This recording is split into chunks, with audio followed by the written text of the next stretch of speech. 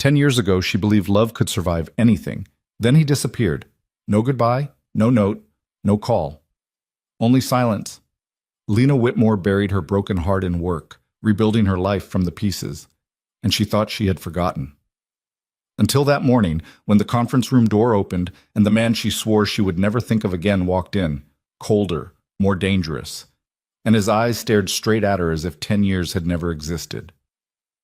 Like and comment the city you're viewing from, so I know how far this story has come.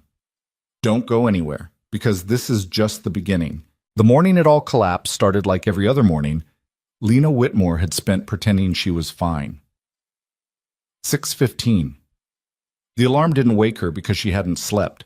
She'd been lying on her back in the dark of her studio apartment on West 47th, staring at the water stain on the ceiling that looked vaguely like a fist, listening to the city drag itself awake outside the window. Garbage trucks. A drunk shouting at no one. The distant moan of a subway car beneath the street. Ordinary sounds. The sounds of a life that asked nothing of her and gave back exactly that.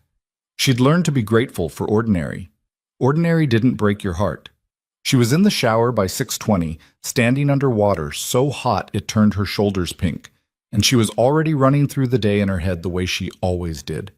Produce delivery at 8, linen service at 9. The afternoon reservation list needed to be cross-checked against the private dining requests, and there was that issue with the sommelier who'd been short-pouring the reserve bottles, which she'd have to address without getting HR involved because the man had 4 kids, and she wasn't a monster even when she had every right to be. General manager of Noir House.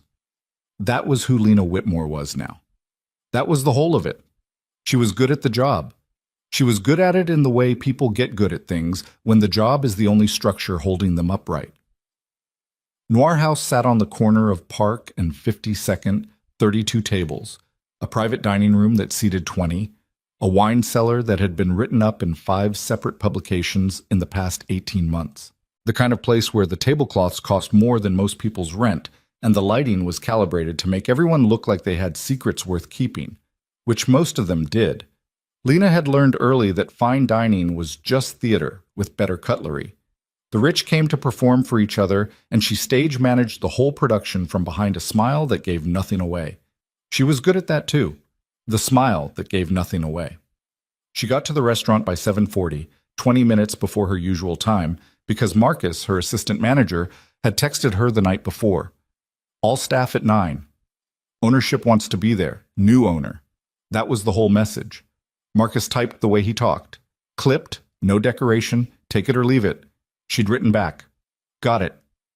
And then she'd lain awake until 6:15, thinking about what that meant. Noir House had changed hands twice in the 7 years she'd worked there. The first time, nothing changed except the letterhead on her paychecks. The second time, they'd lost 3 staff members, and her benefits package had been renegotiated downward in ways she still felt in her back teeth every time she thought about her health insurance premium. New ownership meant uncertainty, and uncertainty was the one thing Lena had spent a decade learning to live without. She walked the floor before anyone else arrived, the way she always did, running her fingers along the tops of chair backs, checking that the place settings were aligned. It was a ritual that had nothing to do with the chairs or the silverware, and everything to do with the feeling of being in control of at least this small square of the world. She needed the restaurant to be perfect before the day started, because the day was rarely perfect once it got going. By 8:50, the full staff had assembled in the private dining room. 15 people arranged around the long mahogany table and spilling along the walls, cooks still smelling of the supply run, servers in their civvies since the early shift wasn't due to start for hours. The mood was the specific kind of nervous that happens when nobody knows whether they're about to be reassured or gutted. Lena stood at the far end of the table and kept her face arranged into the expression she'd practiced in the bathroom mirror for years. Professional, present, unreachable. Marcus leaned in close. Lawyer from the acquisition team is outside. Says the new owner is running about 5 minutes late. Then we wait. You know anything about who bought it? Not yet. Rumor from the kitchen is it's some kind of holding company, international. Kitchens run on rumors, Lena said. That's how they stay warm. Marcus looked at her sideways. He was 28 and smart enough to know when she was deflecting, but he'd worked with her long enough to know not to push it. The lawyer came in first, young, female, carrying a briefcase with the rigid posture of someone performing competence. She introduced herself as Ms. Farrell, said the new ownership group was committed to Noir House's continued excellence, said all current staff contracts would be honored through the transition period, said there would be a full operational review in the coming weeks. Standard acquisition language. Lena had heard it before.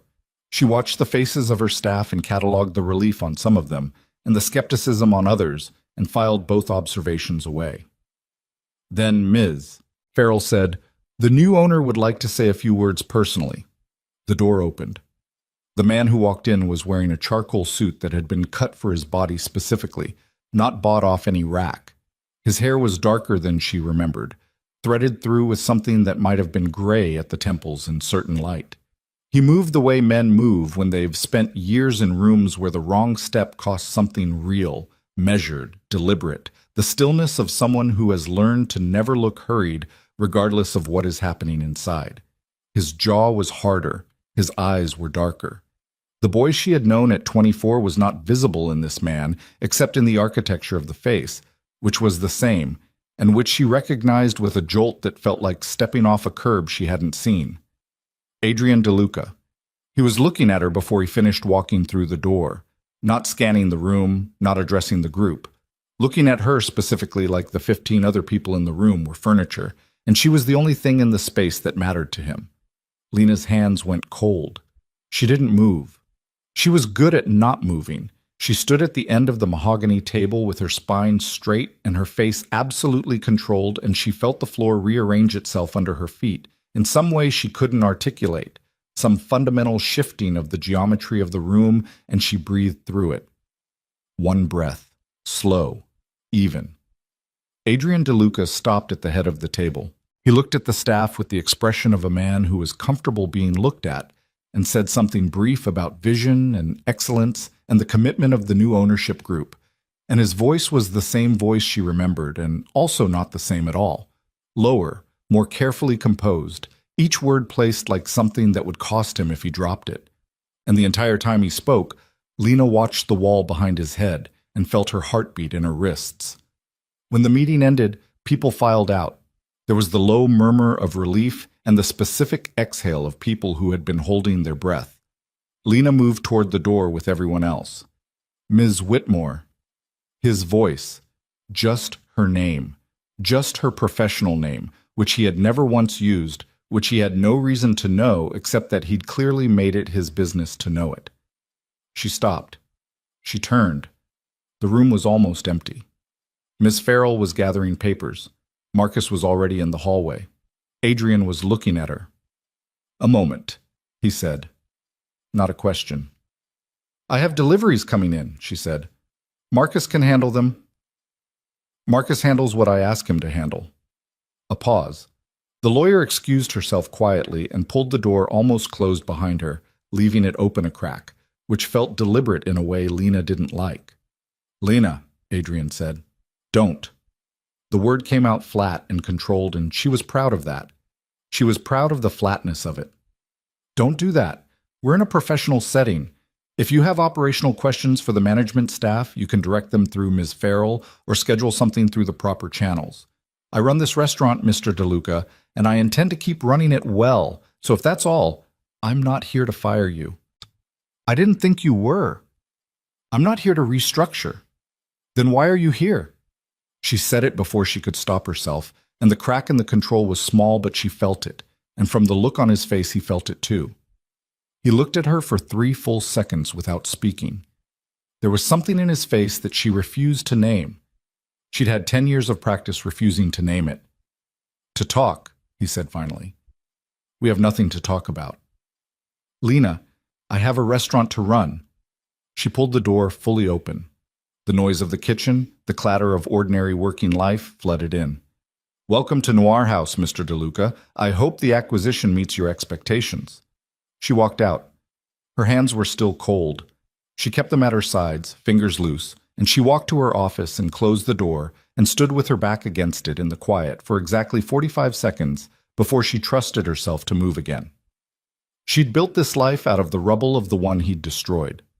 She was not going to let him walk back into it wearing a suit that cost more than her monthly salary and a look on his face like he had any right to explanations. The produce delivery came in at 8:04. The linen service was 11 minutes late. The sommelier, when she finally cornered him in the wine cellar at 11:30, turned red and admitted the short pouring, and she handled it without involving HR, and he looked at her like she'd shown him mercy, which she had, because she was capable of it even when she didn't feel like being. The lunch service ran clean. A four-top complained about the temperature of their entrees, and she comped their desserts, and they left satisfied and tipped 22%, which was better than most. The restaurant ran. That was what restaurants did and what she made them do. She was good at it. Adrian did not appear on the floor during service. She didn't look for him, and she didn't ask, and she told herself the fact that she was aware of his absence meant nothing. It was during the gap between lunch and dinner prep, when the kitchen went quiet and the waitstaff sat family meal and Lena usually caught up on paperwork, that Marcus knocked on her office door and came in carrying a look she didn't like. "You should probably know," he said, sitting down across from her without being asked, which he never did, which meant whatever he had to say was serious enough that he'd decided comfort was less important than speed, that the ownership group sent over a full benefits package revision today, effective immediately. Lena looked up from her laptop. "How bad?" "That's the thing." Marcus set a printed sheet on the desk. "It's not bad, They added medical, full coverage, no deductible. Dental, vision, all staff. The prep guys, the dishwashers, everyone." She stared at the paper. "They also backpaid 3 months of what the previous package should have covered," Marcus said. "Effective retroactively, like they knew exactly what was cut." Lena said nothing. She picked up the paper and read it twice and set it back down. "That's unusual," she said. "Little bit, yeah." "Who authorized it?" "The acquisition team, but it came with a note that the directive was from ownership directly." She looked at the paper again, then at the wall, then back at the paper. "Anything else?"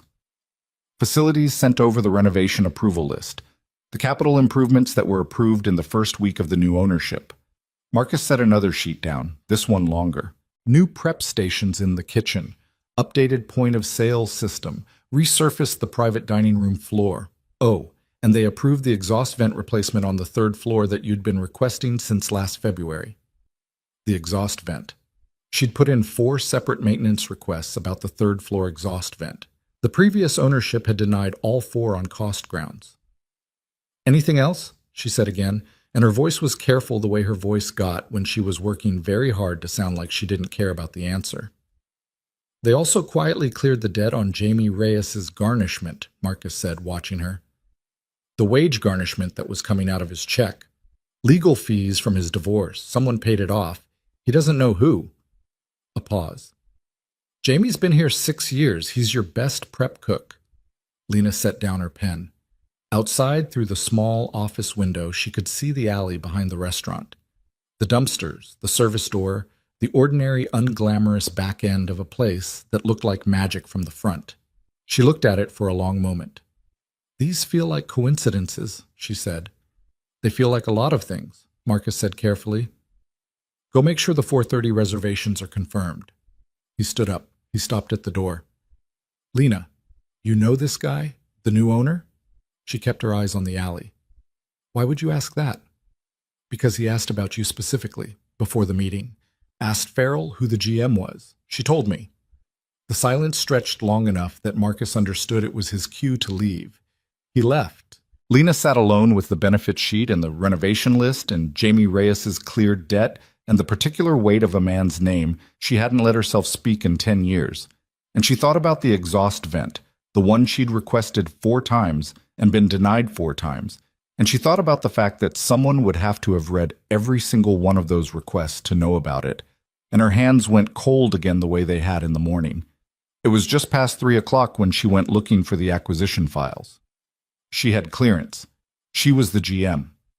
The transition documents were accessible through the shared drive the legal team had set up during the acquisition process, and she had every professional reason to want to understand the ownership structure of the place she managed.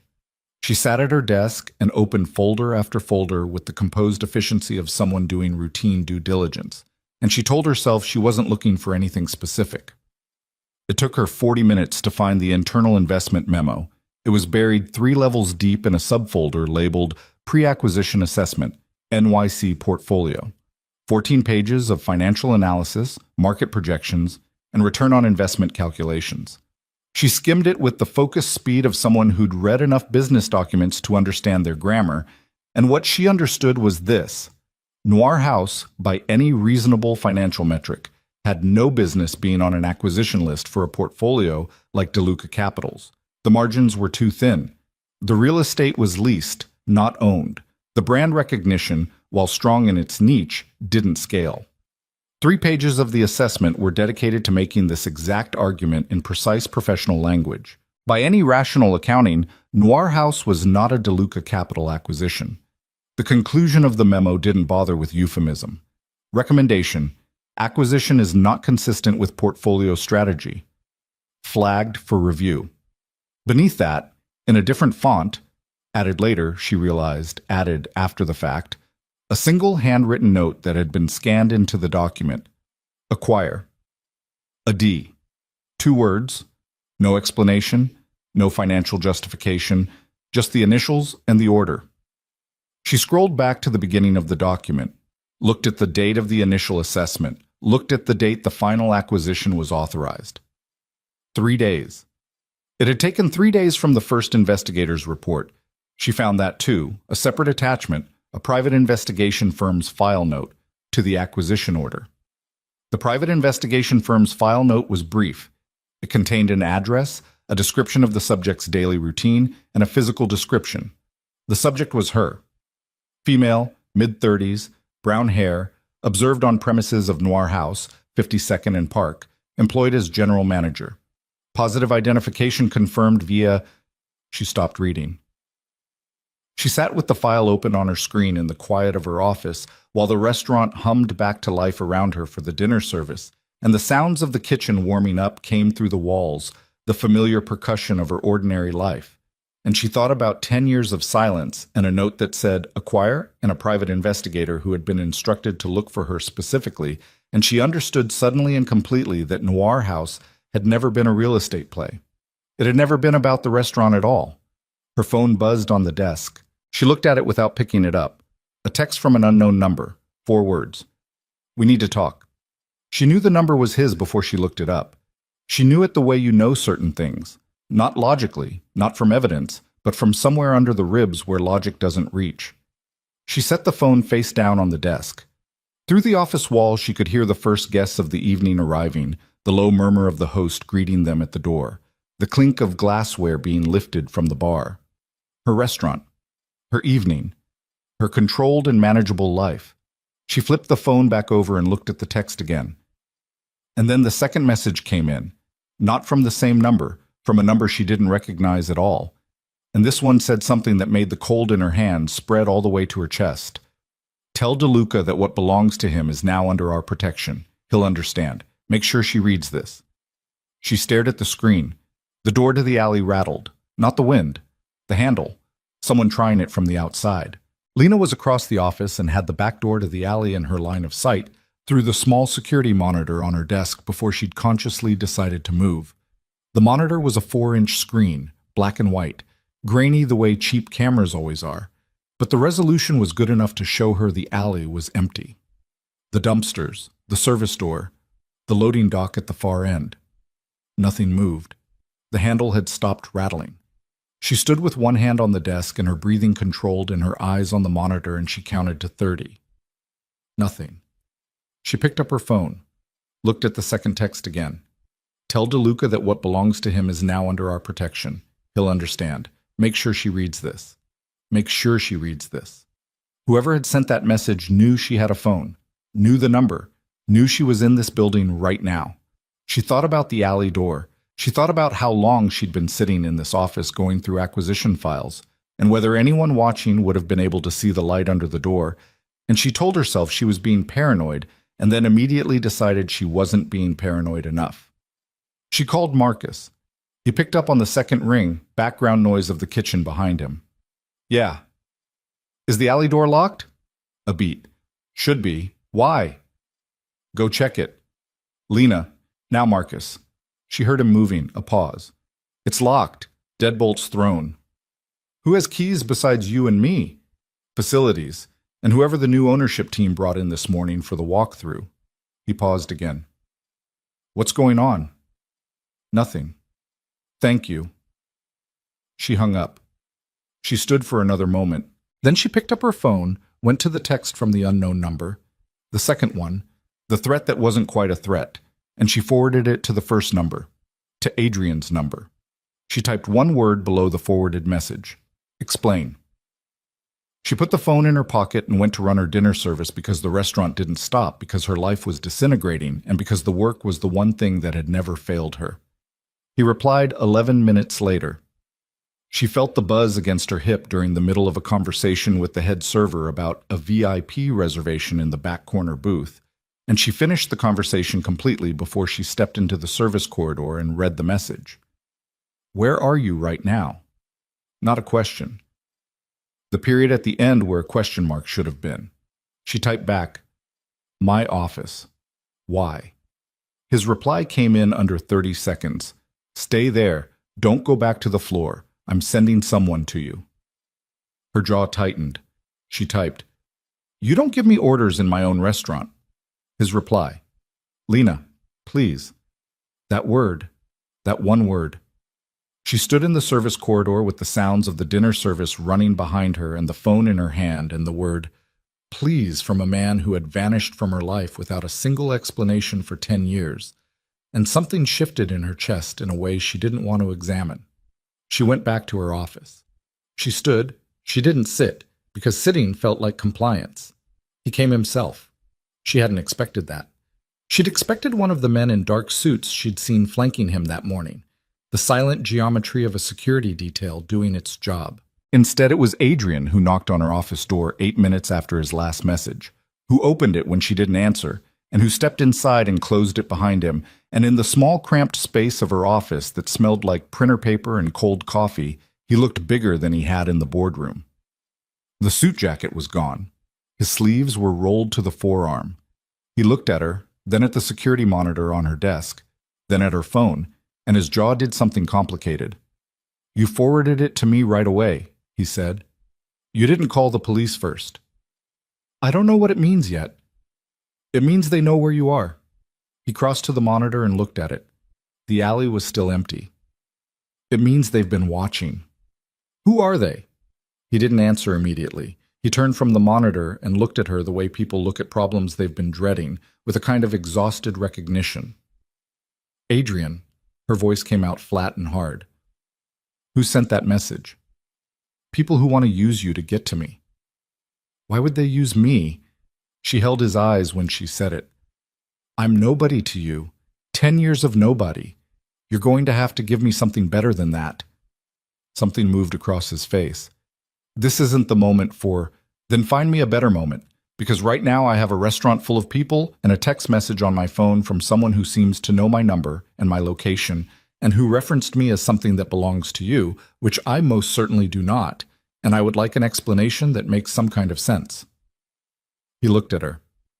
The exhausted recognition had shifted into something harder. He pulled out his own phone, typed something, put it back.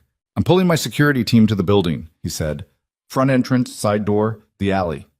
You're not putting armed men around my restaurant. I already have 2 on the floor. They've been there since this morning. The silence that followed was the kind that happens when someone says something so far outside the boundaries of what you thought you understood that your brain has to recalibrate before it can produce language. Since this morning, Lena said. Yes. Since this morning when you walked in here and introduced yourself as the new owner. Yes.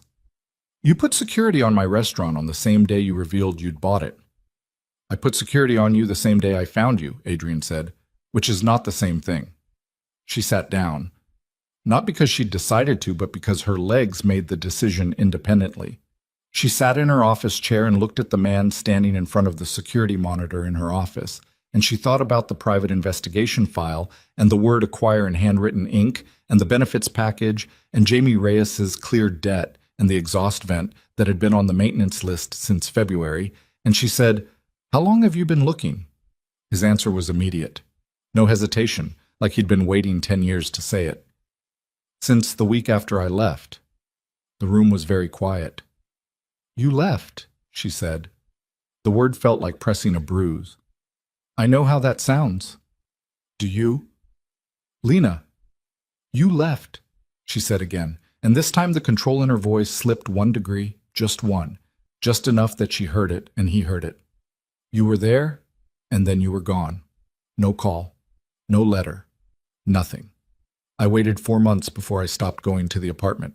I waited another year before I—" She stopped. She pressed her fingers flat against the desk. "You don't get to say you've been looking for me. You left. My father ordered your death." The words landed in the room like something physical. Lena looked at him. "His people had been watching us for 3 months, Adrian said. His voice was level in the way that voices get when the person speaking has rehearsed the level quality of it, has trained themselves not to crack. He decided you were a vulnerability, a liability. The word he used was distraction. He gave the order on a Tuesday. I found out on a Wednesday. You were still alive on Thursday because I moved faster than his people did, and I made him believe that I agreed with him. I made him believe I was ending it myself. And the only way to make that convincing was to actually end it, walk away, completely. No contact, no trace, nothing he could interpret as a loose end." He stopped. "If you'd received a letter, he would have read it first. If I'd called, the call would have been monitored. Any contact was a reason for him to doubt me, and if he doubted me, he'd finish the job himself." Lena said nothing. "I had 2 hours to become someone who didn't love you," Adrian said. "So I did. I became that person completely, in every visible way, because your life depended on how convincing I was. The air in the office felt wrong, pressurized, like before a storm. Your father," she said finally, "is dead. 3 years ago." A pause. "It didn't make it safe to find you immediately. There were others who'd have used you to get to me just the same. But I looked. The whole time I looked." She wanted to say something clean and definitive. She wanted the words that would put him on the other side of a line she could hold. But she was sitting in an office in a restaurant he'd bought. Had bought for no financial reason, no rational business purpose, only because someone had spotted her here.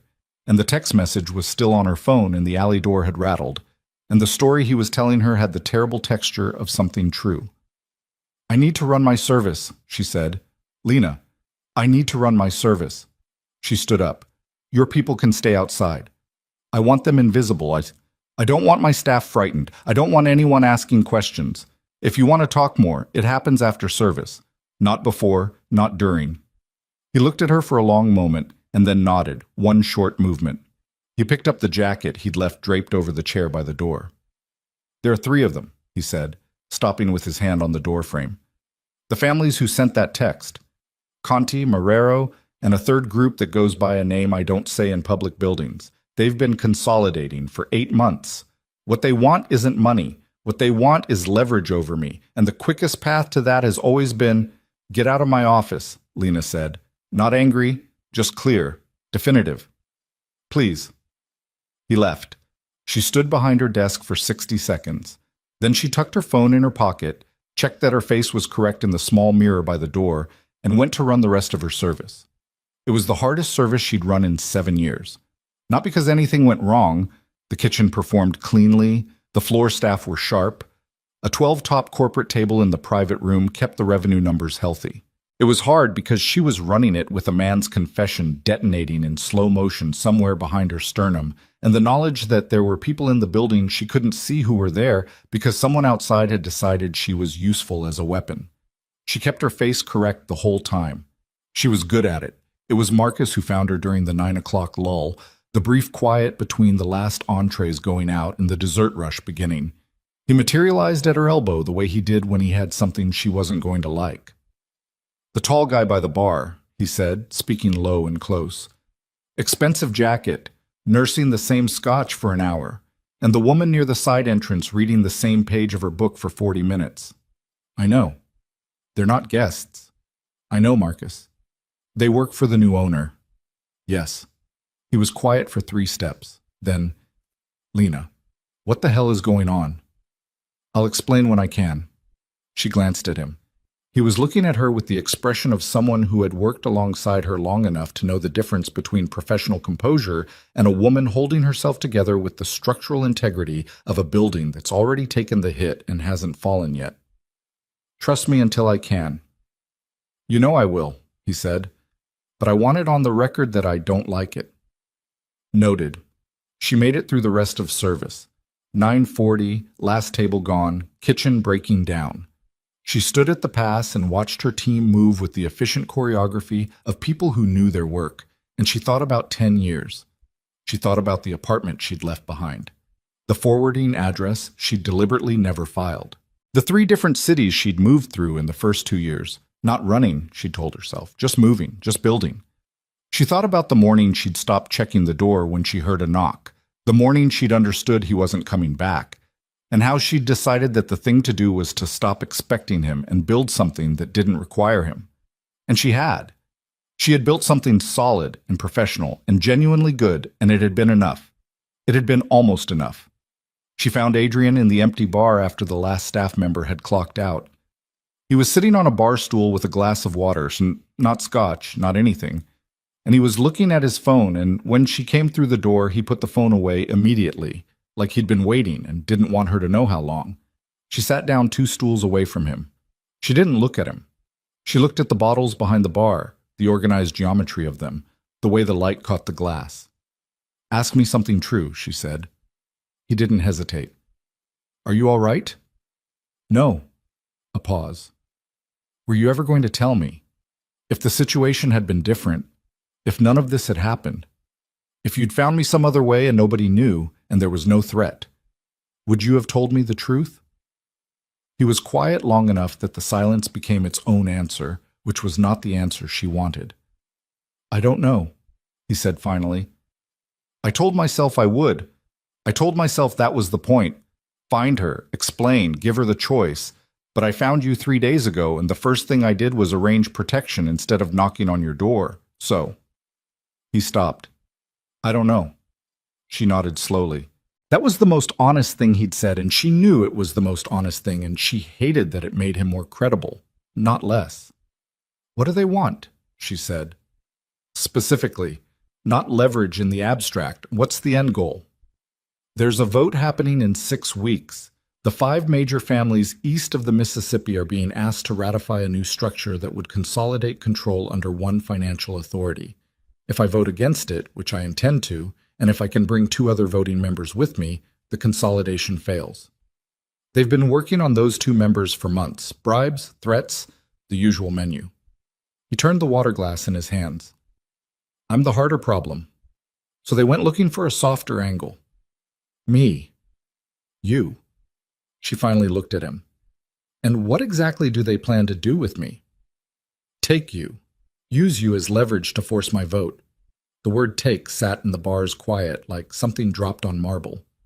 How long do I have before they try? She said. My analyst thinks 48 hours. Maybe less. He met her eyes. I want to move you tonight. There's a property I own outside the city. It's secure, it's staffed. You'd be... I'm not leaving my restaurant. Lena, I'm not leaving. These are my people, my staff.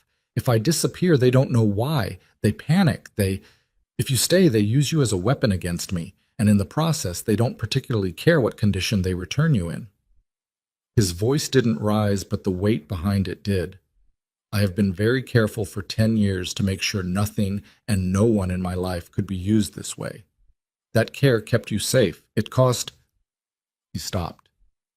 Cost things I'm not going to list for you right now. But I need you to understand that these people are not running a bluff. I understand that.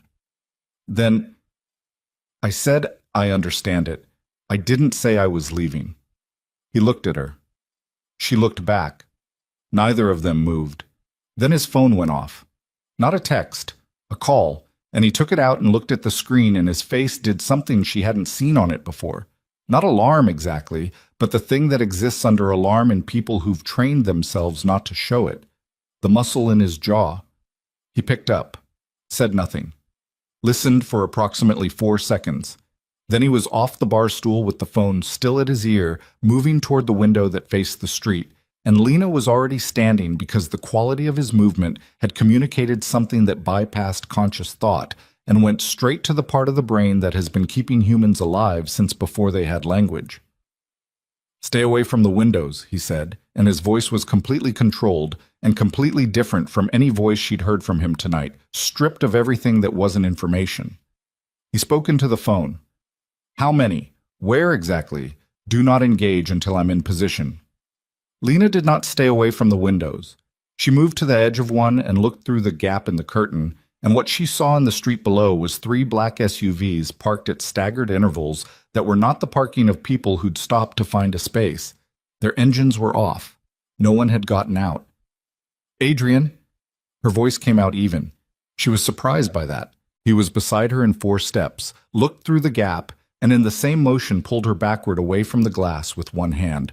Firm, not rough, but with the absolute certainty of someone who has made the calculation about acceptable force. "We're going now, bum," he said. "My staff, all gone." I verified. He already had her by the elbow, moving toward the back of the restaurant, toward the kitchen, toward the service exit that opened onto the alley she'd been watching on a monitor 2 hours ago. "There's a car in the alley. My people are holding the perimeter for the next 4 minutes. You planned for this." "I planned for this possibility."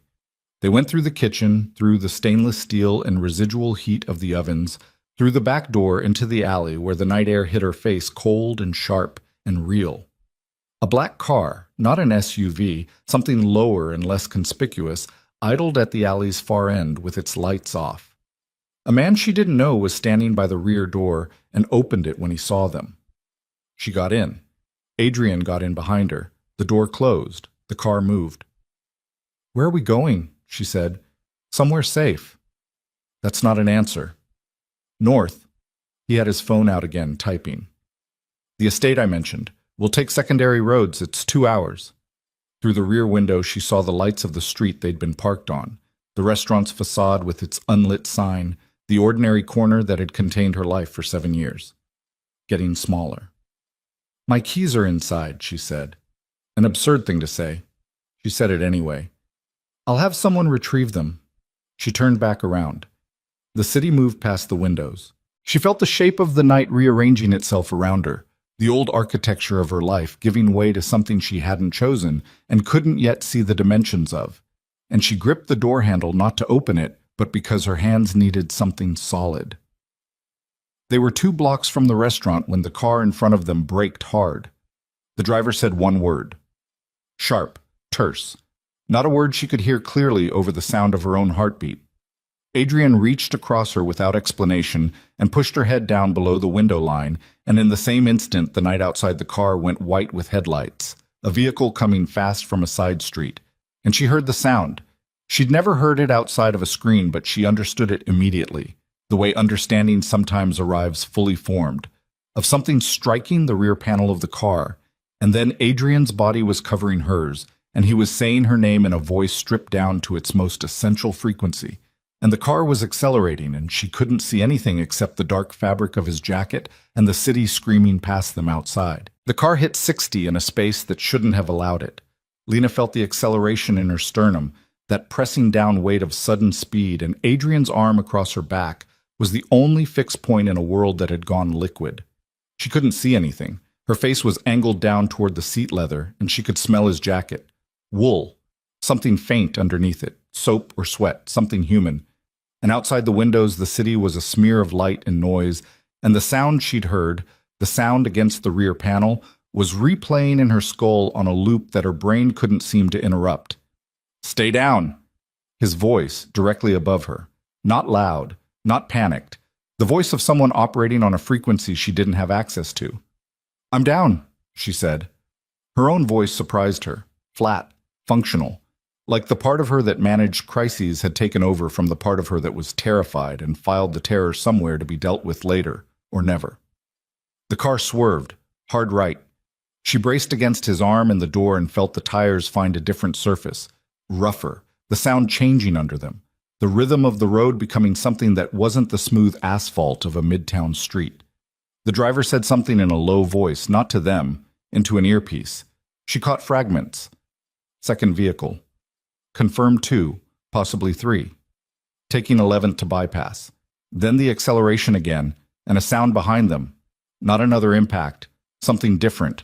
The sound of another vehicle making the same turn at the same speed. And Adrian shifted his weight, and she felt him look back. "How far?" he said. To the driver. 8 minutes to the bridge. "Make it 5.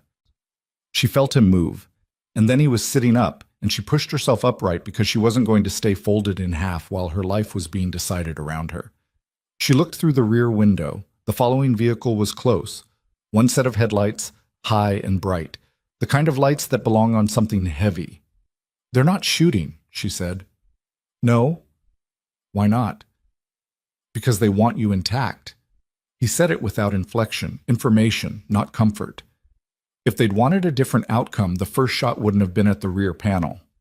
A warning. The first shot had been a warning to the car to stop. She processed that and filed it. "Where's your security team, the ones on the perimeter?" "Engaging the vehicles that came from the front." A pause. "There were 3 approaches. We took the one they left open. They left it open on purpose. To funnel us north." He was looking at his phone. "Which is what we're doing." She stared at him. "They're hurting us." He didn't answer, which was its own answer. She looked forward through the windshield. The driver was good. She could see that in the way he moved through the gaps in traffic. Not reckless, but absolutely precise. The kind of driving that comes from very specific training. They were on 11th now, heading north. The Hudson, a black absence to their left between the gaps in the buildings. The following vehicle had dropped back slightly. She watched it in the mirror. "They're not trying to close the distance," she said. "No. They want us at the estate." "That's what I think." "Then we don't go to the estate." He looked at her. In the dark of the car, his face was all angles, the city light moving across it in pieces. Something shifted in his expression. Not surprise exactly, but the particular look of a man who has spent years operating surrounded by people who wait for him to make decisions, encountering someone who doesn't. "Where do you suggest?" he said. She thought for approximately 3 seconds. "The Renfield Building, corner of 59th and 9th.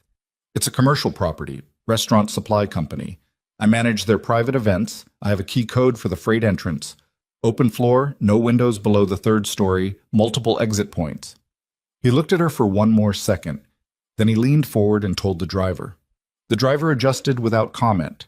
The car took a hard left. Behind them, the following vehicle paused at the intersection. Then it came after them, but slower now, like something recalculating. They made the Renfield Building in 4 minutes. The driver pulled into the freight bay with the lights off, navigating by the ambient glow from the street, and stopped inside the vehicle bay with the security gate closing on a remote that the driver produced from somewhere. Darkness. The gate's mechanical noise as it finished closing. Then quiet, relative quiet, the muffled sound of the city outside and their own breathing. "They saw where we turned," the driver said. "Yes," Adrian said. "Stay with the car, engine on." He was already opening his door. Lena was out before him. The freight bay smelled like metal and old concrete. She found the keypad by memory, 3rd pillar from the entrance, chest height, and punched in the 6-digit code and heard the door disengage. She pushed through into the building's interior stairwell, and Adrian was right behind her, and the door sealed behind them with a sound like a pressure lock completing. Dark stairwell. Emergency lighting, dim green, the kind that makes everything look like the inside of something biological. She took the stairs up, 2nd floor, because the 2nd floor had the layout she needed. One large open space, the event setup room, with a direct sightline to both street-facing stairwells. She pushed through into the room and stopped in the center of it and turned around. Adrian was 2 steps behind her. He was scanning the room, exits, windows, the dark upper corners, with the systematic speed of someone who has walked into a lot of unfamiliar rooms and learned to read them fast. His phone was in his hand. He was typing with his thumb, not looking at the screen, still scanning. "Who knows about this building?" he said. My assistant manager, a few vendors. Not enough to have leaked it. No. She crossed her arms. Her jacket was back at the restaurant. She'd left without it. The room wasn't cold, but she felt cold, not from temperature. Who knew we were leaving tonight? My security team, 4 people. And the route? Generated in the car. Only the driver knew it. So the 3 approaches they had set up, she stopped, worked through it. They didn't know the route. They knew we'd run, and they knew what direction we'd run because we had limited options, and they'd already blocked the others. That's not a leak. That's just geometry. He looked at her. Yes. Okay? She breathed. Okay. So the immediate problem is they know the neighborhood we're in and they have people looking. What's your timeline? My other team will be at the building in 12 minutes. And the people following us? 2 vehicles, I think. Maybe 3. They'll run a grid. He finally stopped scanning and looked at her directly. You did well. In the car. Don't. I'm not being... I know what you're being. Don't. She looked away from him. Along the wall of the event room was a line of folding tables, stacked chairs, the mundane infrastructure of parties and corporate dinners, the ordinary furniture of her professional life standing there in the green emergency light, looking like the set of something. Tell me about the vote. The consolidation vote in 6 weeks. You said you needed to bring 2 other members with you. Who? He was quiet for a beat, processing the change in direction. Vasquez and Okafor, he said. Marcus Vasquez controls the southeast. Vincent Okafor runs the financial infrastructure for the northern families. If I get their votes against consolidation, the structure fails. Where are they now? Vasquez is in Miami. Okafor is... He stopped. She looked at him. What?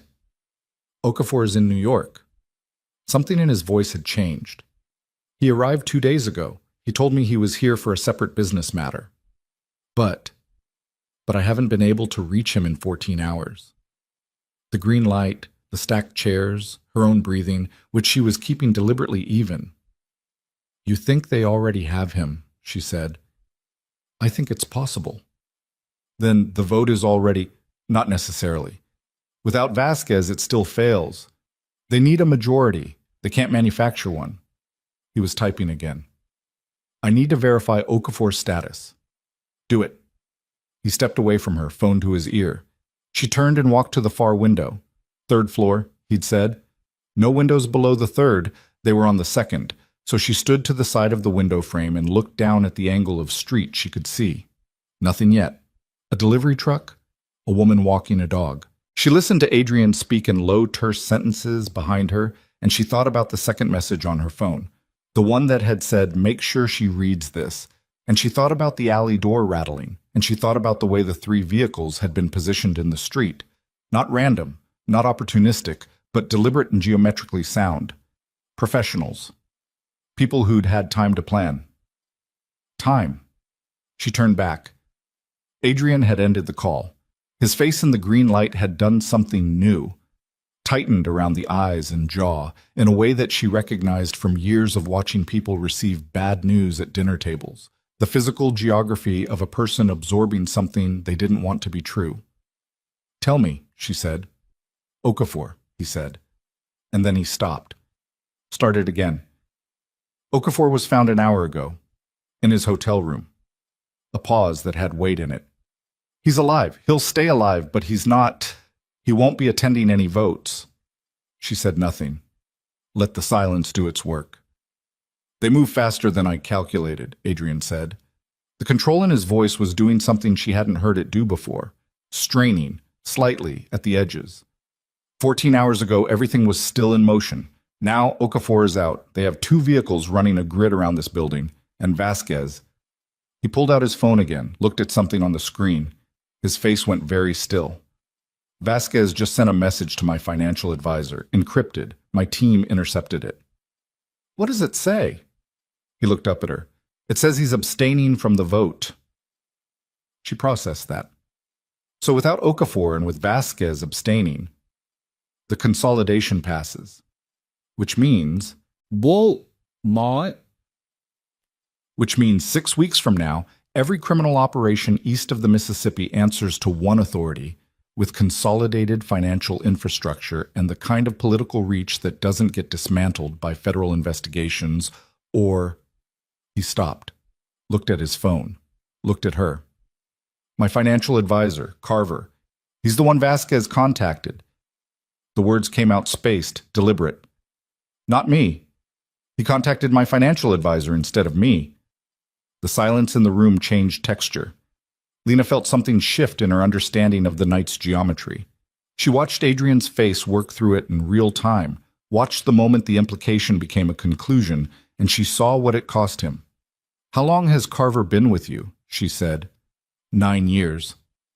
Does he have access to Okafor's hotel booking? A pause. Through my travel coordination system, yes. Does he know about the Renfield building? Another pause. Longer. I had him run event insurance for a function here last spring. He looked up. He has the address. She was already moving toward the stairwell door.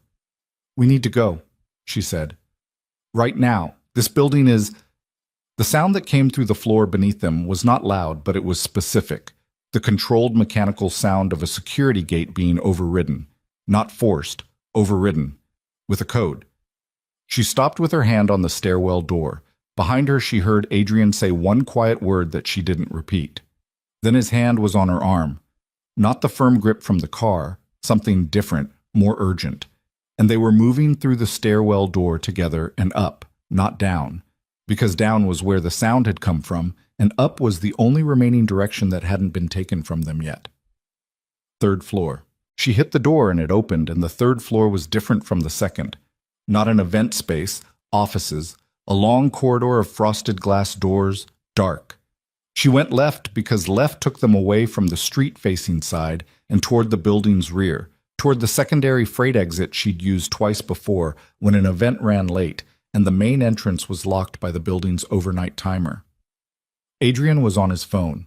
He'd stopped speaking aloud. He was texting, fast, the tap of his thumbs the only sound, besides their footsteps on the corridor floor. My team, he said low, redirecting to rear of building. 2 minutes. We might not have 2 minutes. I know. She found the rear stairwell. It smelled different from the front one. Older, used less. The air stale and industrial. They went down with their backs to the wall and their feet finding the edges of the stairs, where the creaking was less likely, a thing she'd learned from a building manager who'd shown her around on a late-night setup and explained the structural quirks. She held that memory like a tool and used it. Ground floor. The rear freight exit was a single metal door with a crash bar. She looked at Adrian. Once that opens, we're committed, she said. Whatever's on the other side. My team is on the other side. Or Carver's people are on the other side. He met her eyes. Yes, or that.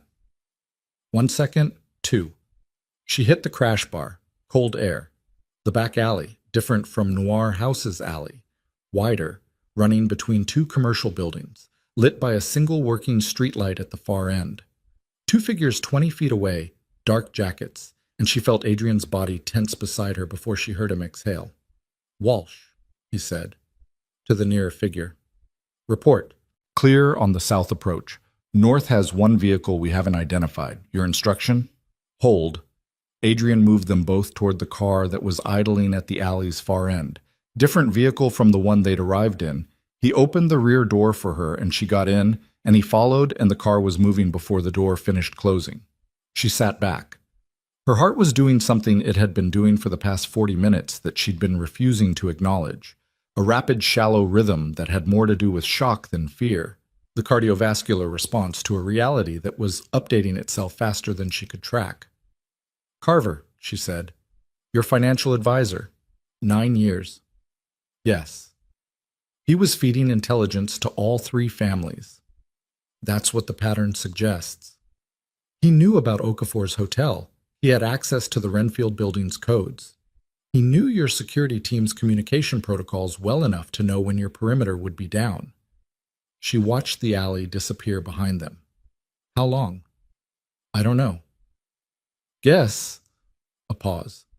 Long enough to map every protective layer around you, which means... He stopped. She heard him recalibrate.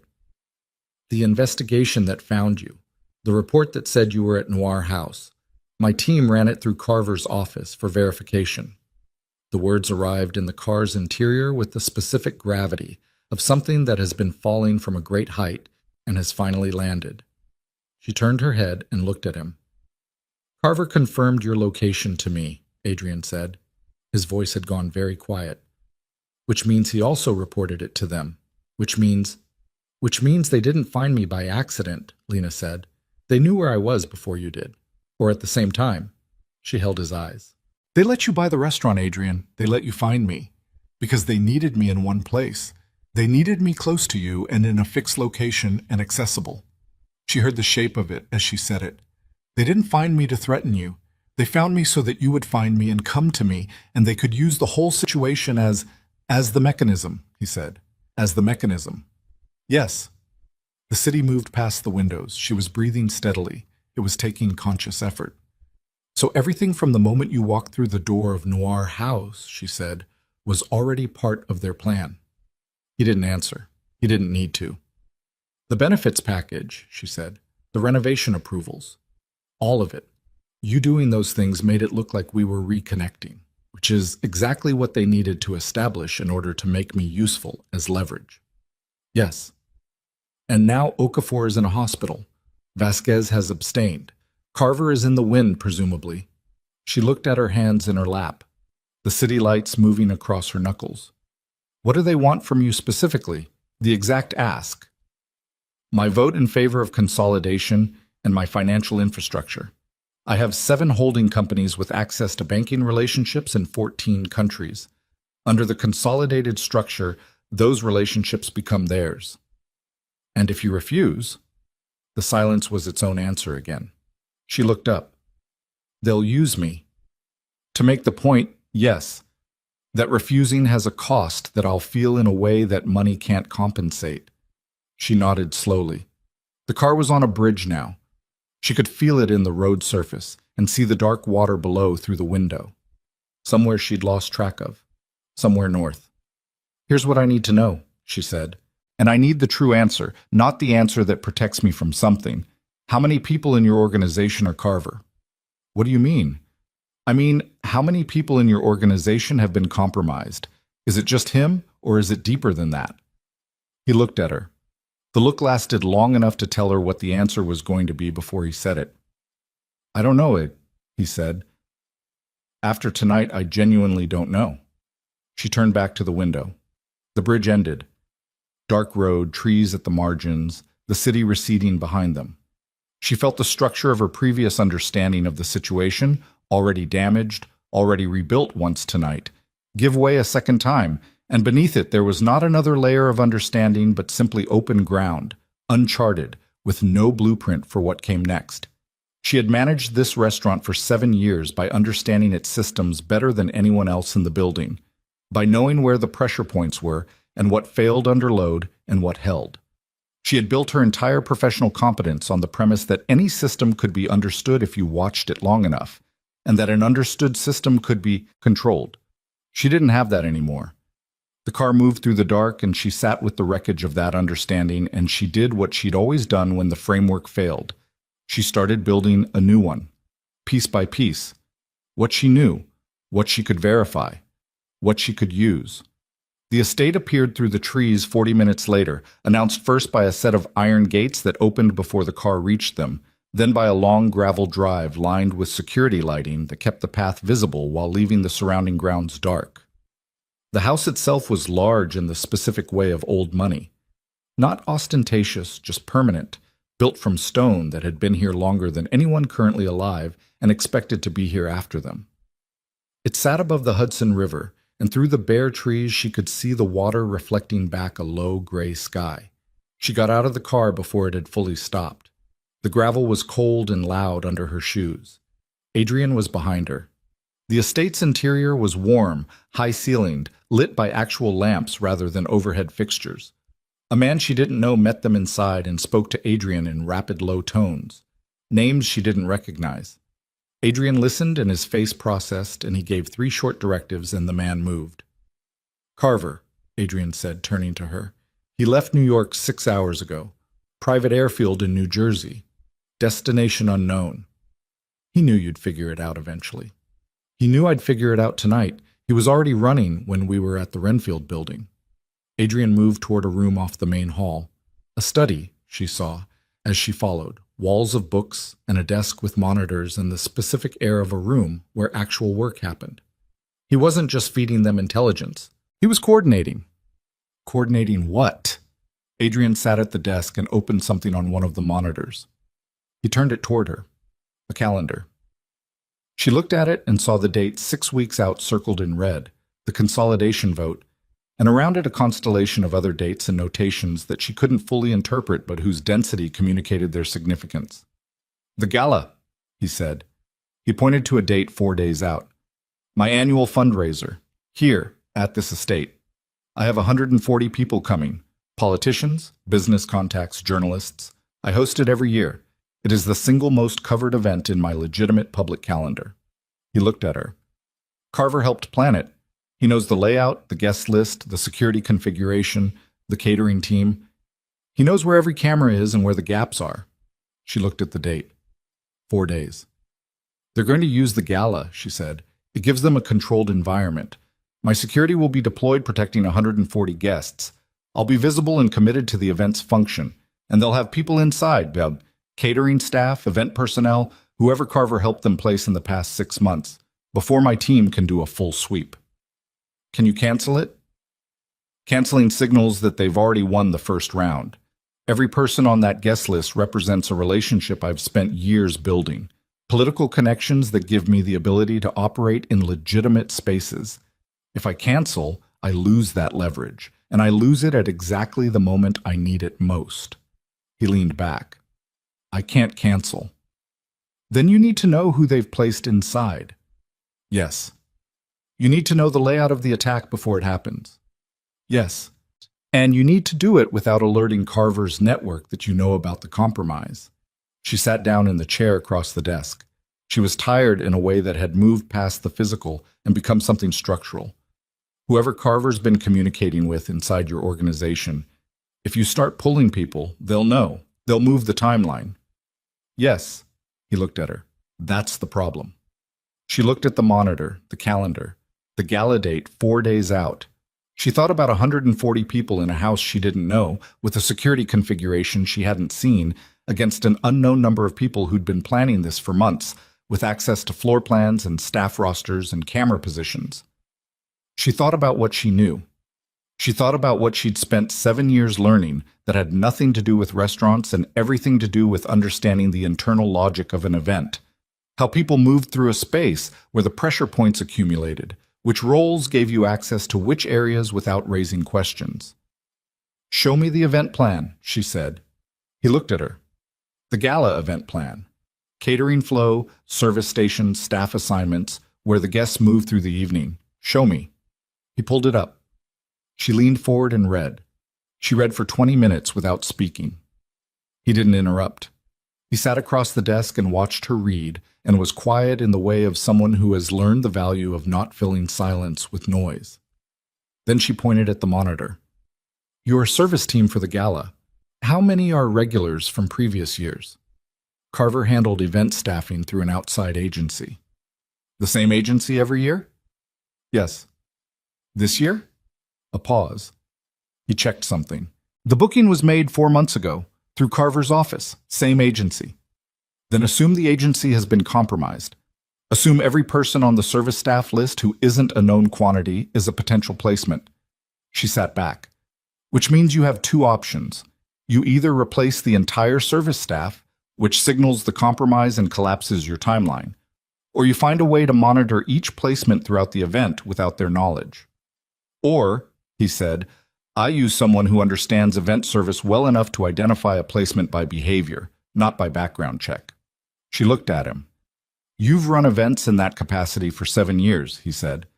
You know what service staff looks like when they're actually working, and you know what it looks like when they're not. You want me at the gala. I want you where you're most effective. I'm most effective behind a desk with a laptop and a spreadsheet. That's not true, and you know it. He held her eyes. You read that event plan in 20 minutes and identified the staffing vulnerability that my entire security team missed. You got us out of the Renfield building. You mapped the threat geometry in the back of a car in the middle of an active situation. You are not someone who belongs behind a desk. She said nothing. I'm asking, he said. Not ordering. The distinction was deliberate and she noted it. I know you are, she said. Give me until morning. She slept for 4 hours in a room on the estate's second floor that smelled like old wood and cold air from somewhere she couldn't identify. 4 hours was what her body took, and then she was awake, sharp, the way she always woke. No gradual return, no confusion about where she was. She knew exactly where she was. She lay in the dark and thought about Carver. 9 years. The shape of a betrayal that long had a particular texture, not a sudden rupture, but a slow parallel life. Every meeting and every shared meal and every budget discussion running alongside the other thing, the hidden thing. And she wondered when it had started and what the original agreement had looked like, and whether Carver had walked in already compromised, or whether someone had turned him along the way.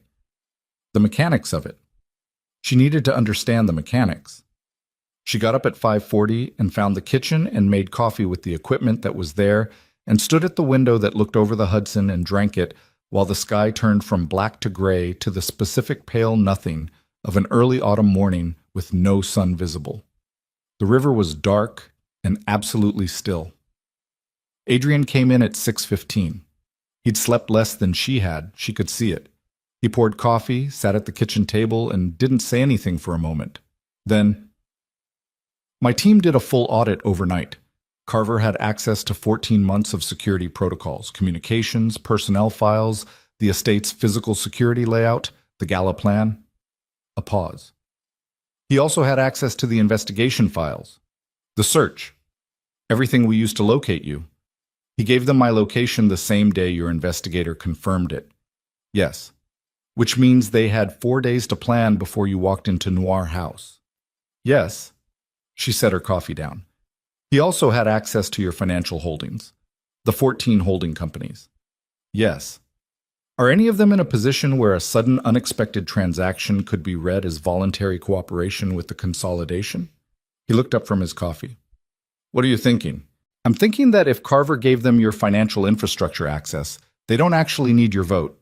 They could manufacture the appearance of your cooperation, sign documentation in your name, move assets through the right channels, make it look like you've already agreed to the consolidation framework. She watched his face. Has your legal team checked the holding companies since last night? The pause that followed was not long, but it was complete. He picked up his phone. The conversation had lasted 11 minutes. She listened to his side of it. Terse questions, the specific vocabulary of financial structures that she understood in outline, if not in detail. And she watched his face, and what she saw there was not panic, but something colder, more dangerous. The expression of a man who has been meticulous and careful and has found the gap in his own meticulous, careful system and is understanding what went through it. He ended the call. 2 of the holding companies, he said, documents dated 3 weeks ago. My signature. He stopped. It's not my signature, but it will pass initial scrutiny. They're already in your financial house. Yes. Then the vote is almost secondary. She stood up. They don't need to win a vote. They've already forged the first layer of your cooperation. The vote is theater. It establishes a public record that legitimizes transactions they've already set up to look like yours. He sat with that. The gala, she said. 4 days. They need you visible and publicly cooperative before anyone examines the forged documents closely enough to challenge them.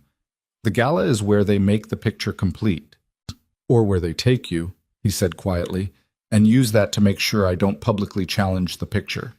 She picked up her coffee. Then we need to make sure neither of those things happens.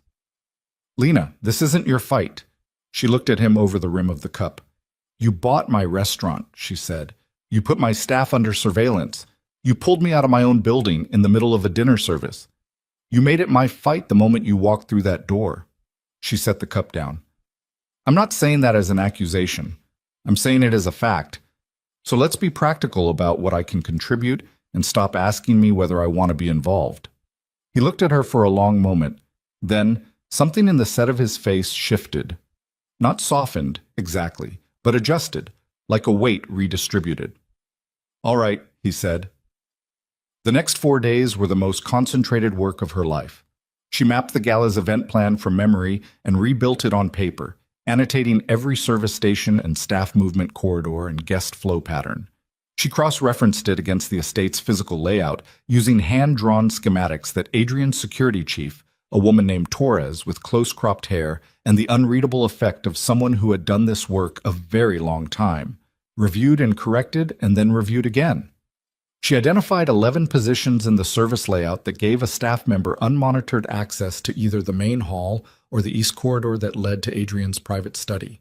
She slept in 4-hour blocks and ate whatever was in the kitchen and spoke to Marcus by phone twice, telling him only that there was a family situation, that she'd be back, that he was in charge, and that she was sorry for the short notice. Marcus said, "I figured," and "be careful," and didn't ask questions, which was why she'd hired him. On the third day, she sat across a table from Torres and went through the agency staff list, name by name, and Torres ran each one against available databases, and together they eliminated the verifiable ones and flagged the others. 11 flags out of 43 names.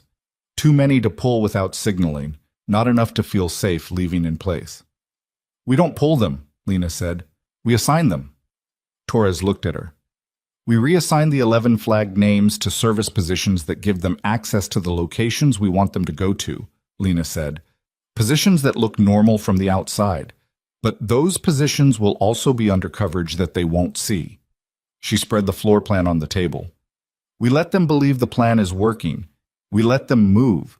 And when they move to their designated positions, we know exactly where every compromised person in the building is at the same moment." Torres studied the floor plan. "And Carver himself. Carver won't come himself. He'll have a coordinator on site, someone with a communication line out." She pointed to the floor plan. "Here, the catering prep area. It's the one position with a radio frequency the estate's jamming protocol doesn't cover. Whoever their coordinator is, that's where they'll go when they need to call out." Torres was quiet for a moment. "How do you know about the jamming protocol?" "I read the security brief. Adrian gave me access." "The gap in coverage is not in the security brief." "No," Lena said. "It isn't. I noticed it when we walked the estate perimeter on day 2. The signal drops there. I tested it with my phone." Torres looked at her with an expression that wasn't quite approval, but was its nearest neighbor. The gala opened at 7 in the evening under a sky that had turned cold and clean, the first real cold of the autumn, and the estate's exterior lighting made the grounds look like something from a life that was entirely different from the one Lena had been living for the past 4 days. Cars arrived.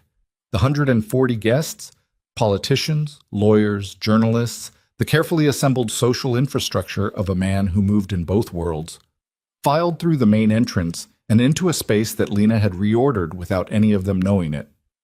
She was in the kitchen, not as a guest, dressed for service, dark clothes, an earpiece that Torres had configured, her hair up and her face neutral and her hands steady.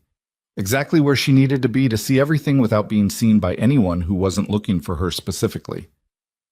Torres was in the security room.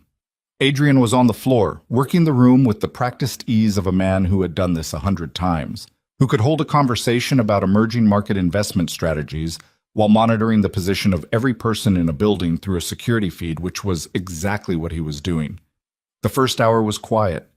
Champagne, small plates, the murmur of 140 people performing their social functions. At 8:15, Lena saw the first flag move. A server she designated, one of the 11, a man whose name in the staffing file was Gabriel Rice, who Torres's database had flagged as a registered alias, moved from his assigned station at the East Bar to the corridor that led past the private study. Not urgently, not conspicuously, with the practiced invisibility of a good service professional, which he was not but had been trained to appear to be. She spoke into the earpiece. Low. "Flag 1 is moving east corridor." Torres's voice came back. "We have him."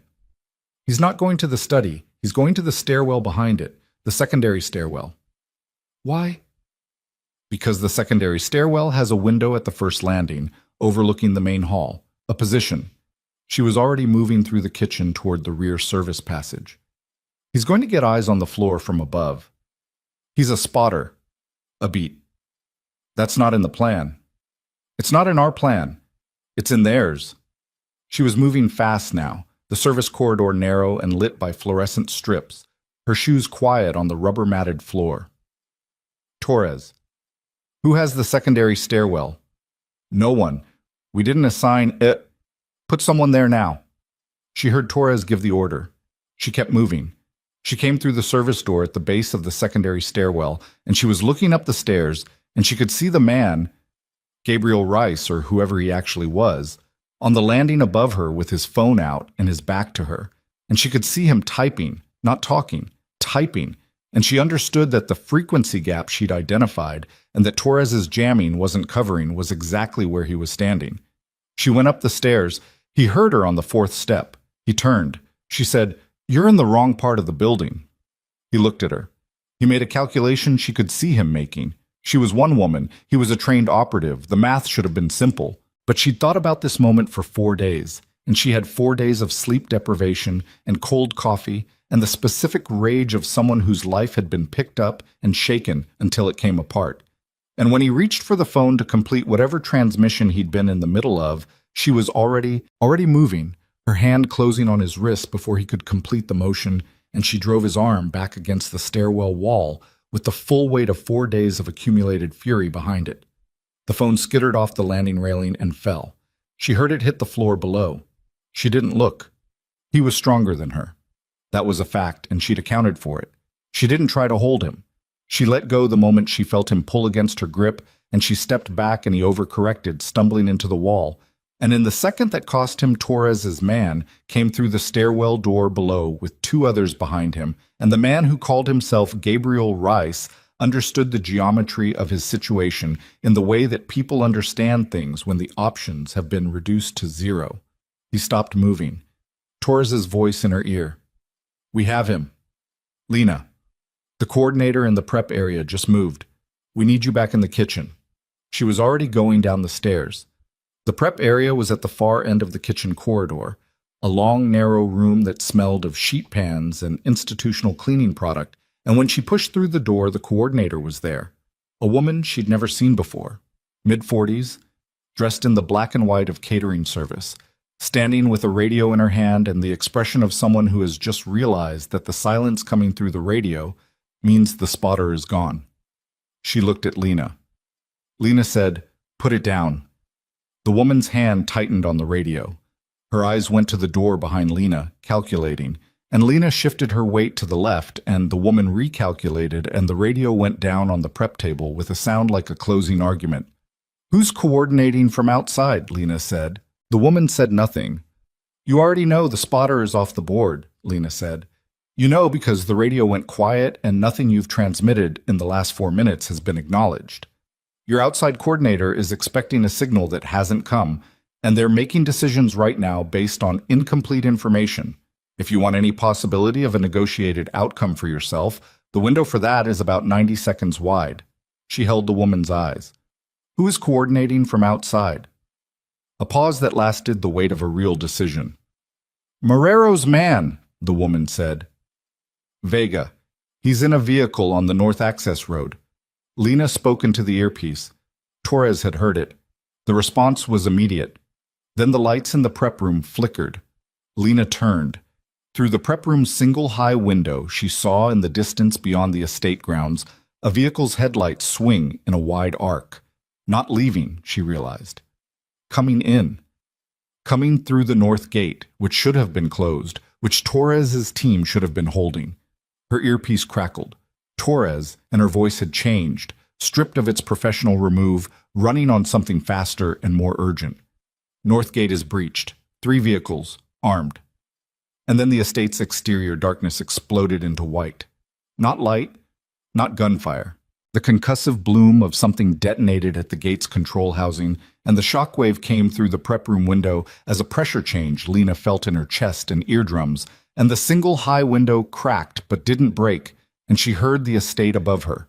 The gala floor, the 140 people in their formal clothes holding champagne, erupt in the specific sound of a crowd that has just understood that something real is happening. She was moving before Torres finished the transmission, back through the kitchen corridor, through the service door into the main hall, and the scene she entered was controlled chaos. Not panic yet, but the edge of it, guest pressed toward the far wall, Adrian's security team already moving in formation through the crowd. Adrian himself visible near the center of the room, on his feet, his phone in his hand, scanning. He saw her the moment she came through the door.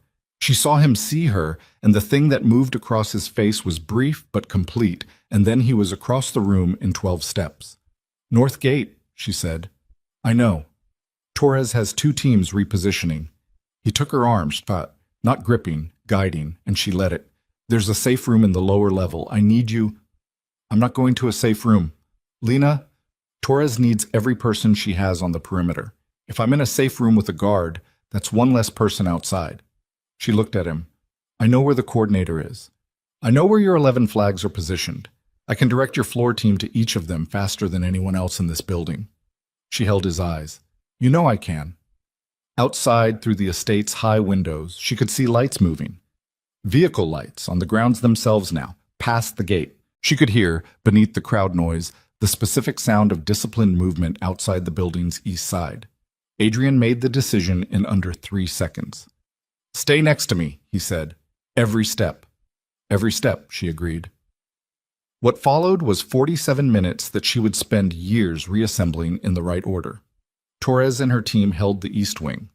2 of the vehicles stopped at the estate's south face, and the personnel they discharged moved on the service entrance, the same entrance Lena had come through.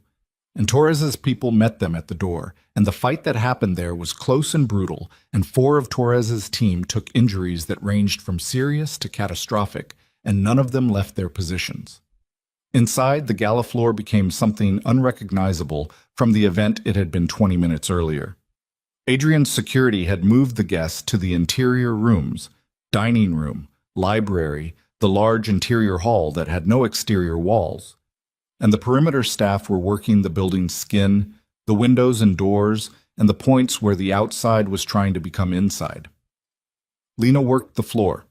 She moved through the building's interior with her earpiece in and Torres's real-time positioning in one ear and her own read of the space in both eyes, and she found Flag 3 in the east bathroom corridor, and Flag 7 near the library service access, and Flag 9 standing in a position near the electrical panel that made immediate and terrible sense, and she directed Torres's interior team to each one and watched them neutralize each position with the specific efficiency of people who are very good at a necessary thing. Flag 9 was the critical one, the electrical panel. She understood what it meant when she saw him there, a man in catering black with his hand on the panel housing. And she understood it 3 seconds before Torres's team reached him, 3 seconds in which she was close enough to him that she could have touched him, and what she understood was that the panel controlled the estate's internal communication relay, and if he killed it, Torres lost coordination between her teams at the exact moment the outside push was intensifying. She hit the panel housing herself, both hands, flat, from the side, driving it closed against his fingers before he could complete the circuit he was working on, and the pain in her palms was immediate and considerable, and she held it closed anyway. Held it by leaning her whole body against it until Torres's person arrived and the man was removed from the equation and the panel was intact. Her hands were shaking when she stepped back. Not from fear, from the adrenaline finding nowhere left to go. She stood in the corridor and breathed, and her palms burned, and the earpiece gave her Torres's voice saying the exterior push was stalling. The third vehicle had not moved from the north road. The Marrero coordinator, Vega, the name the woman in the prep room had given her, had apparently aborted. Aborted. The word landed in the corridor with the strange lightness of something that hadn't been earned yet, that she didn't trust. She found Adrian in the main hall 12 minutes later. He was standing with Torres and 2 other people she didn't know, and his jacket was gone. She didn't know when that had happened. And there was a cut along his left jaw that was bleeding with the deliberate persistence of face wounds. He was pressing a cloth against it and talking and stopped talking when he saw her. His eyes went immediately to her hands. She'd noticed the bruising beginning to develop across both palms, and she was holding them slightly away from her sides in the unconscious way of someone managing pain they haven't acknowledged yet. He said nothing about it. He crossed to her and looked at her hands without touching them, and then looked at her face. Torres says you held the panel, he said. Someone had to. He looked at her for a moment, then he turned back to Torres. Status on Vega. Vehicle is still on the North Road, not moving, not leaving.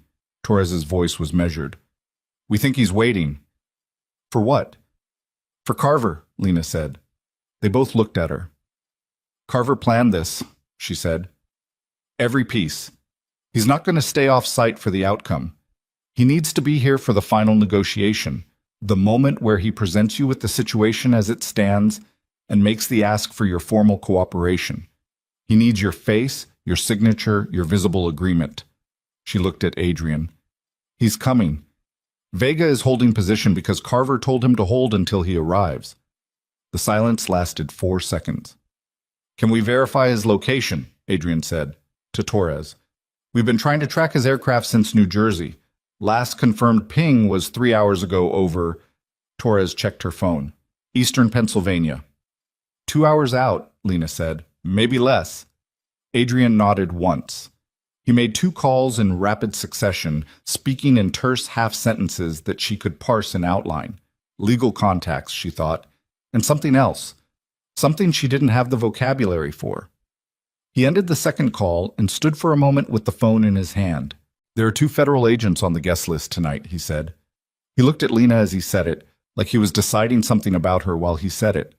Personal relationships, not official. They're here as guests. Carver knows they're here, she said. He had the guest list. Yes, but he doesn't know what I'm about to tell them. He went to find his federal agents.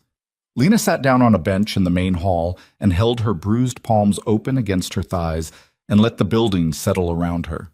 The sounds of the estate recalibrating, Torres's team cycling through post-contact protocol, the muffled noise of 140 guests being managed through their collective shock in the interior rooms, the distant sound of the north gate being resecured. The sounds of a crisis finding its shape on the other side of its worst moment. She thought about Carver. 9 years at Adrian's side, which meant 9 years of watching the machinery of a life that operated in 2 registers simultaneously. The legitimate public face and the other thing underneath it. Long enough to understand exactly which levers moved which parts.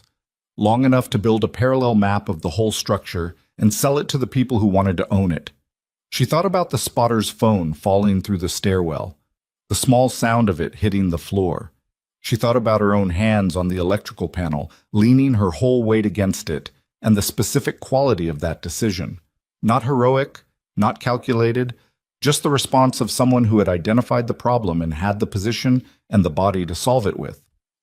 She'd done it the same way she'd handled 100 operational crises in 7 years of running a restaurant.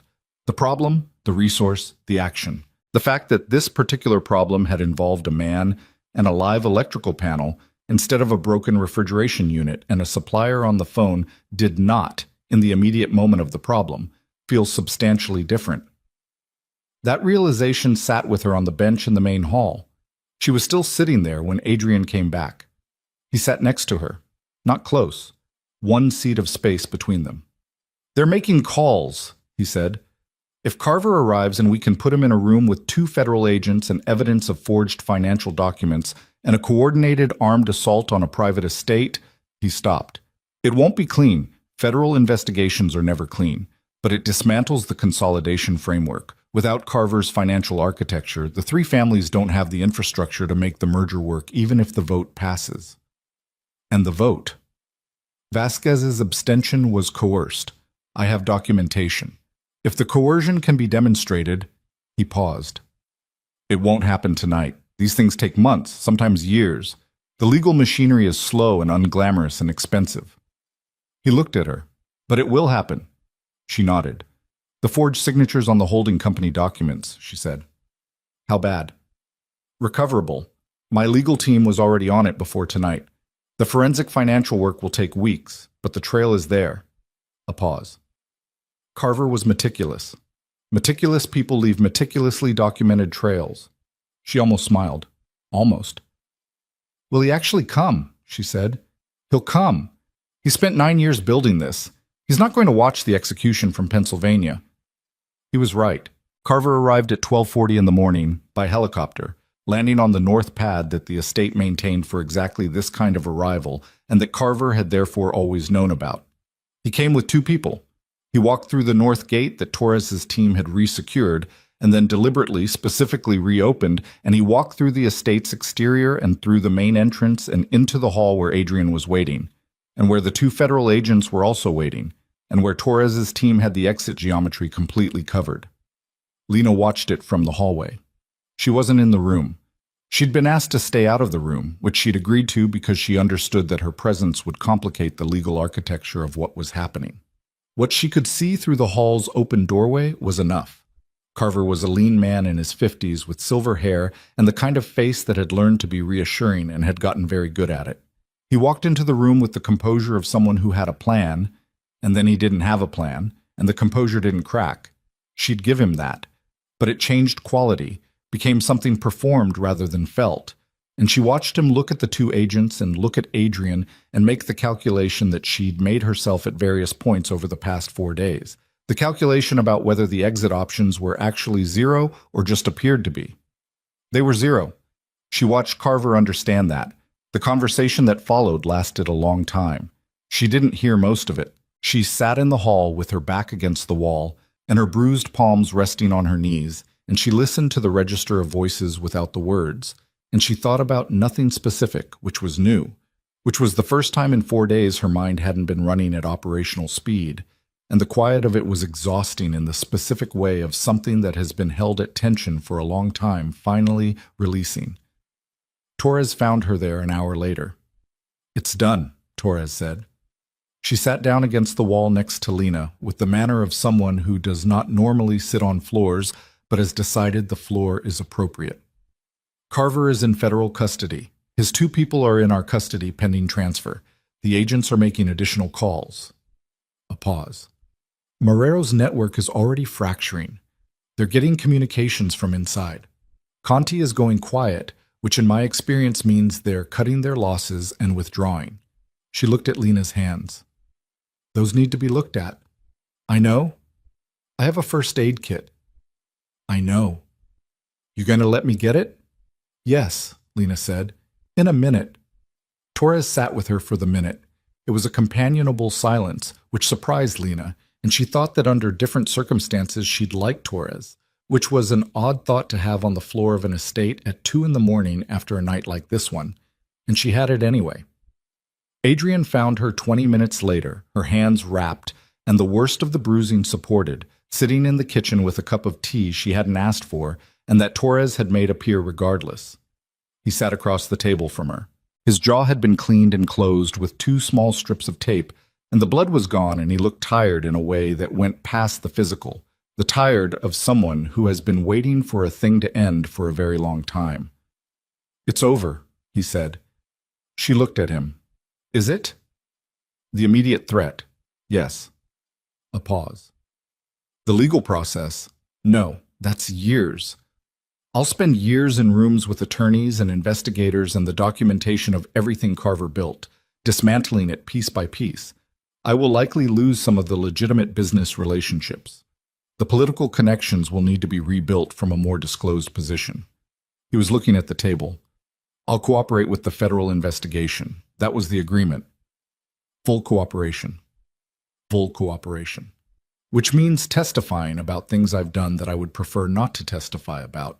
He looked up. "I'm telling you because you deserve the complete picture. Not the version that makes me easier to accept." She held his eyes. "How complete?" "There are things I've ordered in my capacity as the person who ran the DeLuca interests after my father died that I cannot make morally defensible. I can explain the context. I can explain the choices. I cannot make them defensible." He said it without flinching. "The federal agreement covers my cooperation in exchange for certain considerations, but it doesn't erase what the cooperation is about." The kitchen was very quiet. The Hudson outside, invisible in the dark. "Thank you for telling me that," she said. "I need you to know who I am. Not who I was trying to be when I found you. Who I actually am." She thought about that. She thought about 7 years of her carefully ordinary life, The restaurant and the paperwork and the maintenance requests and the staff she'd fought for and the smile she'd worn that gave nothing away. She thought about the panel in the stairwell corridor in her own hands and the decision she'd made in half a second with no deliberation, the decision that had turned out to be exactly her. "I know who you are," she said. "I've had 4 days of a fairly concentrated introduction." Something shifted in his face. The exhaustion rearranged itself into something less defended. "The restaurant," she said. "Noir House. Whatever happens with the legal process, is it going to be in a position where it needs to be sold?" He considered that. Possibly, depending on how the asset review goes. Some of the legitimate holdings will need to be divested to demonstrate clean separation from the consolidated interests. He paused. "I don't want to sell it. No. But I may not have the option." She looked down at her wrapped hands. "If it comes to that," she said, "I want first right of refusal on the purchase." He looked at her. "I've run it for 7 years," she said. "I know where every problem is and how it behaves under pressure. I know the staff and the suppliers and which reviewer to call when the sommelier situation gets complicated. I know the exhaust vent on the 3rd floor has a persistent seal issue that no contractor has correctly diagnosed because they keep treating it as a mechanical problem when it's actually a structural one." She looked up at him. "I can run that restaurant. I've been running it. I'd like to own it." He was quiet for a long moment. "That's what you want," he said. "That's part of what I want." The space between those two sentences did the work that neither of them reached for words to do. She watched him understand what the second sentence meant, and she watched him sit with it with a care that she recognized as the care of someone who has learned the cost of moving too fast and is not going to make that mistake again. "Okay," he said. "Just that. Okay." She nodded. She looked at her tea. The kitchen was still and the night outside was moving toward a gray edge that would eventually become morning, and she was tired in every part of her body and her hands hurt. And she realized, with the specific surprise of someone encountering a thing they'd stopped expecting, all right, not fixed, not resolved in any clean, final sense. The legal process would be what he'd said it would be. Years, rooms, testimony, the slow grinding work of accountability. Her restaurant might have to be sold and bought and legally restructured before it could be hers. The staff she'd left without adequate explanation would need to be returned to and apologized to and reestablished with. The 7 years of careful, ordinary life had been permanently rearranged, and she didn't know yet what the new shape of it was. But she was all right. Torres appeared in the kitchen doorway to give Adrian a status update, and Lena looked at the kitchen's ordinary surfaces. The stainless steel, the industrial equipment, the anatomy of a working room. And she thought about her own kitchen, 45 minutes south, and the way it smelled before service, the specific warmth of it, the percussion of people who knew what they were doing it well. She thought about Marcus saying, "I figured," and "be careful," and not asking questions. She thought about Jamie Reyes, whose debt had been cleared by a man who bought a restaurant because someone whispered that she was in it, and who had no idea why his check had looked different that month and had not asked, and who showed up every day and did his work with the care of someone who understood that showing up every day was itself a kind of integrity. She thought about the maintenance request for the 3rd floor exhaust vent. 4 denials. The 5th one, she'd decided, was going to be written differently. She'd been composing it in her head for weeks before everything had changed. She'd write it differently. She had the time now. When Torres was gone, Adrian sat back down. He didn't speak immediately. He poured himself a cup of tea from the pot Torres had left, and he held it, and he looked at his hands around it, and she looked at the same hands, and the 10 years between them were not gone. They were not the kind of thing that became gone, but they were no longer an absence. They had become the specific history that had produced this particular kitchen at this particular hour, these particular people with their particular damage, sitting across a table from each other in the dark before the morning. "When do you want to go back?" he said. "To the restaurant?" "Yes." She thought about it, actually thought about it, with the same practical attention she gave to everything she managed. "Tomorrow," she said. "Afternoon service. I want to be there for afternoon service." He looked at her. Something in his face that was not sentimentality but was related to it. The expression of someone seeing a thing they'd spent a long time looking for, seeing it clearly, not reaching for it, just seeing it. Okay, he said. She finished her tea. Outside, the Hudson made no sound. The grounds were quiet in the way that grounds become quiet after something significant has happened in them, a quality of aftermath that is different from ordinary night quiet. She could see through the kitchen window the first almost imperceptible shift in the sky above the tree line. Not light, not yet. The idea of light arriving slowly. Her hands hurt. She was going back to her restaurant tomorrow. That was enough. That was exactly enough. She held that fact the way you hold something you found after a long search. Not tightly, because the tight holding is for things you're afraid to lose, and she was done with that now, done with the architecture of fear that she'd built her careful, ordinary life around about. But steadily, with both hands, damaged and wrapped and present. The kitchen held them both in its quiet, and the night outside moved in its own direction, and eventually, without either of them having planned it, they were talking. Not about the vote or Carver or the legal machinery that was already in motion in various offices in the city to the south. Not about the 10 years or the cost of them, or what the accounting of those costs might look like once there was time to sit with it properly. About the restaurant. About the sommelier and the reserve bottles and Marcus, who never asked unnecessary questions, and Jamie Reyes, who showed up every day. About the way the private dining room caught the light in the late afternoon when the angle was right and the tables were set and the whole space looked like something from a different kind of story, a quieter one. She talked and he listened and he talked and she listened and the sky outside continued its slow business of changing, and by the time it had shifted from gray to the pale specific color of an early morning in October, they had been talking for an hour and a half, and neither of them had noted the time passing because the time had become, without announcement, something different from what it had been. It had become theirs. The morning came the way mornings do, not all at once, not dramatically, but in increments too small to catch individually, so that you look up at some point and realize it's happened. Light on the river, the outline of trees, the kitchen in ordinary daylight, which made it look smaller and more real and like exactly what it was. Adrian drove her back to the city himself. No security team, just the car, and the two of them and the Palisades Highway running south along the river, and the city assembling itself from the distance as they went. The Manhattan skyline coming up over the horizon piece by piece until it was the whole thing, the whole familiar, impossible fact of it. She had him drop her at Noir House. She stood on the sidewalk outside with her wrapped hands at her sides and looked at the facade for a moment. The sign, unlit in the morning, the window boxes, the brass handle on the door that she'd touched 10,000 times without thinking about it. She went in. Marcus was already there. He was in the office with a spreadsheet on the screen and a coffee going cold beside the keyboard. And when she opened the door, he looked up and looked at her hands and looked at her face and then looked back at his spreadsheet. "Afternoon service," he said. "Afternoon service," she agreed. "There's a 6 top at 4 that asked for you specifically. I'll be here at 3. He nodded. He looked back at his screen. She looked at the side of his face, the face of someone who showed up every day and did his work and asked the right questions and left the other ones alone.